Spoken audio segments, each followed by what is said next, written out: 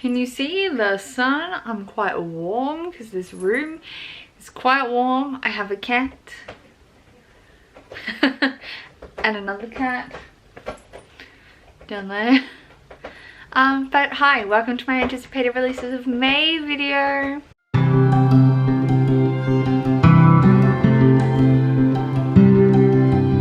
Alright, so I feel pretty chill this month, so we're gonna do this pretty chill. A lot of these, I feel like, wait, hang on, how do I normally do this? No, we've got to do this more high key. I'm gonna look them up on my phone because I didn't prep for this very well. A lot of these I'm going to be trying to get to on audiobook.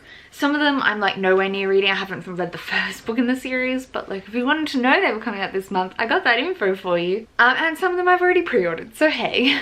The first book is Something to Talk About by Meryl Wisner. Let me shuffle over a tad, there you go. This is a queer romance between a showrunner and her assistant, I believe.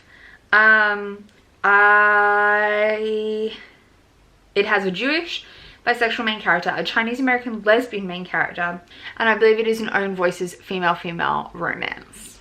So that's on my list. It's from Berkeley, so I'm hopeful to pick it up on audiobook. The Life and Medieval Times of Kit Sweetly by Jamie Paxton is coming out. Oh, I haven't been doing dates. This one is 5th of May. I missed the dates for the other two. I'm not going back. This is Moxie Meets A Knight's Tale, and I haven't read Moxie, but it sounds really good and I have it on my TBR, and A Knight's Tale is one of like my favorite movies, so hey, can't wait for this one. Again, I'll probably try and look for this on audiobook. I tend to just get along with this kind of story more on audiobook, I think. On the 12th of May, we have The SCAPEGRACERS by Hannah Abigail Clark. I know this is from a small press publisher. It's one of their very first books, but like, look at this cover. Is this not the most stunning cover? It's super queer witchy. So it says an outcast teenage lesbian witch finds her coven hidden amongst the popular girls in her school and performs some seriously badass magic in the process. I have this pre-ordered. I'm so ready. A collection I'm excited to try out is Once Upon an Eid, Stories of Hope and Joy by 15 Muslim Voices, edited by S.K. Ali, Aisha Saeed, and featuring a bunch of different Muslim creators, including Randa Abdel Fattah, who's Australian. Love her. This comes out 5th of May. Normally I get anthologies from my library, but because the library's shut, I might try and see if it pops up on Scribd. Not sure yet. We're gonna try things out.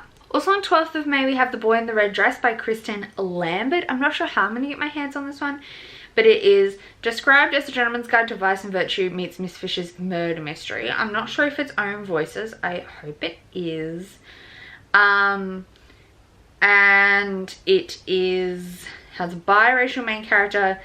The love interest, her best friend is gay and performs in drag. So there's a lot of different things going on. I'm excited, but it is like a New Orleans mystery, which gives them Miss Fisher kind of vibes.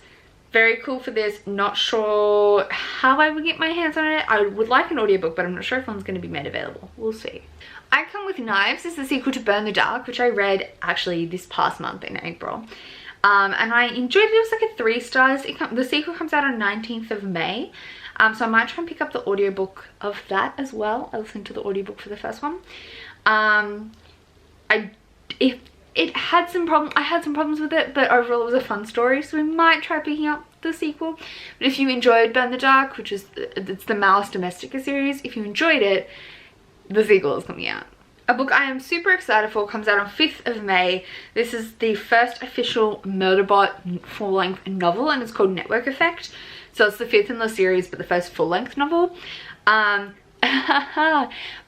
is like my fave science fiction bae. They're a genderless robot that is programmed to kill people, but has hacked their own code and is more just interested in watching dramas. And I love them so much. I can't wait to read Network Effect. I still need to pre-order it. But it's definitely gonna happen. I'm trying to figure out if I buy a hard copy of, like a physical copy of all the rest of the series too, but it's gonna cost me a fortune.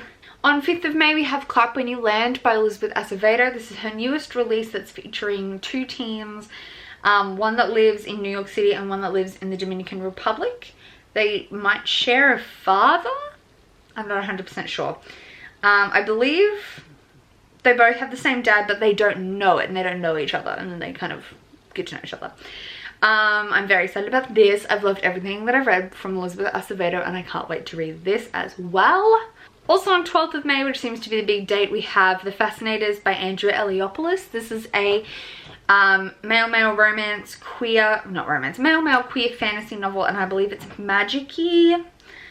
I don't know if it's like witchy, but it's definitely got magic vibes. I think I'm going to try and get this on audiobook if I can. Mainly because the hardcover was atrociously expensive, at least in Australia.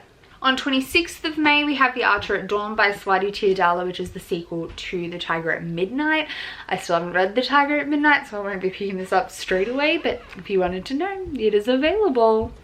Obviously on 19th of May, we have The Ballad of Songbirds and Snakes, which is the prequel novel for The Hunger Games. I'm nervous, but I'm going to read it anyway. It's pre-ordered from my bookstore. I don't like the cover, but we will see about the execution of the plotline. On 5th of May in the US and a little bit earlier, it's actually end of April in Australia, Aurora Burning is releasing, which is a sequel to Aurora Rising, which is the newest from J. Kristoff and Amy Kaufman. There are some problems with J. Kristoff, but I enjoyed the first one enough. So I'm going to pick up book 2. I'm a little bit trash for their writing, even though, yeah, there was some racial diversity problems in the first one that I totally agree with. But definitely interested to see where the plot goes, considering the end of the plot of book 1. Those are YA sci-fi, by the way. Another anthology is out now, Queer We Go Again, edited by Sandra Mitchell. This comes out on 26th of May, and it's kind of like the sequel to All Out, which I really enjoyed as an anthology, and I'm interested to see how this one goes. But again, I don't know when I'll get around to it. I normally get them from my library, but obviously the library is closed. On 12th of May, we also have The Henna Wars by Adiba Jaigirdar, and this is two teens. One is Muslim. They both got competing henna businesses. One girl is Muslim and the other is maybe Afro-Latinx, and they're dealing with appropriation, but also getting along as a bit of a female-female romance. I'm really excited about this. I have that on my wish list for Audible. Another book that I think I have to pre-order and get a physical copy of, because it's just absolutely gorgeous, that comes out on 5th of May, is Felix Ever After by Casey Calendar. This is about a trans boy. It's dealing a lot with transphobia and identity. He's black, queer, and transgender. And an anonymous student begins sending him transphobic messages, and they come up with a plan of revenge with a quasi-love triangle.